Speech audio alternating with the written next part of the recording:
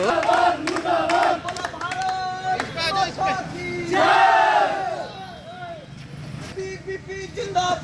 जिंदाबाद जिंदाबाद। हाय हाय हाय हाय हाय हाय। हरियाणा सरकार शर्म करो शर्म करो शर्म करो। हरियाणा सरकार शर्म करो शर्म करो शर्म करो। शर्म नहीं तो डूब मरो डूब मरो डूब मरो।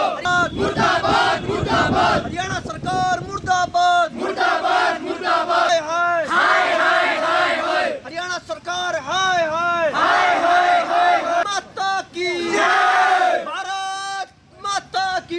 मैंने क्या कहेंगे आज प्रदर्शन कर रहे हैं? तृप्ति सैनी, अखिल भारतीय विद्यार्थी परिषद राष्ट्रीय कार्यकारिणी सदस्य।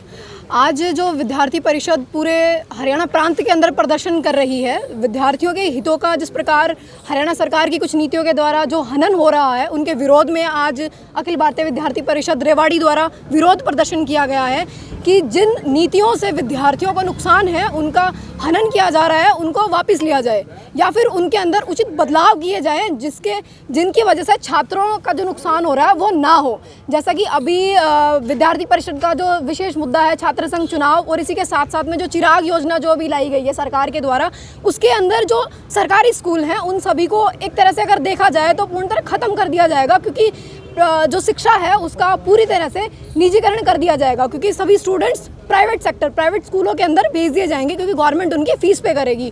तो धीरे धीरे उन सरकारी स्कूलों का जो भी पिछले 7 साल पहले भी सरकार के द्वारा खोले गए थे, उन मॉडल स्कूल का, बाकी उन स्कूलों का सरकार क्या करेगी जब उन सभी स्कूलों के अंदर विद्यार्थी कम हो जाएंगे। पहले भी पिछली योजनाओं के अंदर भी सरकार ने जिन स्कूलों के अंदर विद्यार्थी की संख्या कम हो गई थी, उन स्कूलों को बंद कर दिया है। और अगर इसी तरह सरकार अगर सरकारी स्कूल में पढ़ रहे बच्चों की अगर फीस पे करके प्राइवेट स्कूलों के अंदर अगर उनका एडमिशन कराती रहेगी, उनकी इसी तरह फीस भरती रहेगी, तो सरकारी स्कूलों का आने वाले समय में क्या होगा, ये सब बातें, अगर जितना फंडिंग अभी सरकारी स्कूलों को बनाने में और इतना सब हुआ है, उन सब चीज़ों का सरकार करेगी क्या? ये विद्यार्थी परिषद का सबसे बड़ा सवाल है कि आगे जो सरकार की जो नीतियां हैं, इन नीतियों को या तो वापस ले या फिर इनके अंदर उचित बदलाव हो, जिनसे जो विद्यार्थी हैं उनका हनन ना हो।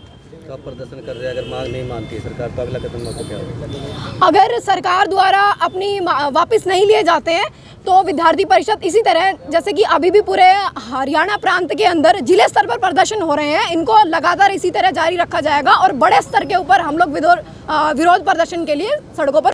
मेरा नाम योगेश भारद्वाज है, मैं अखिल भारतीय विद्यार्थी परिषद का प्रांत खेल संयोजक है।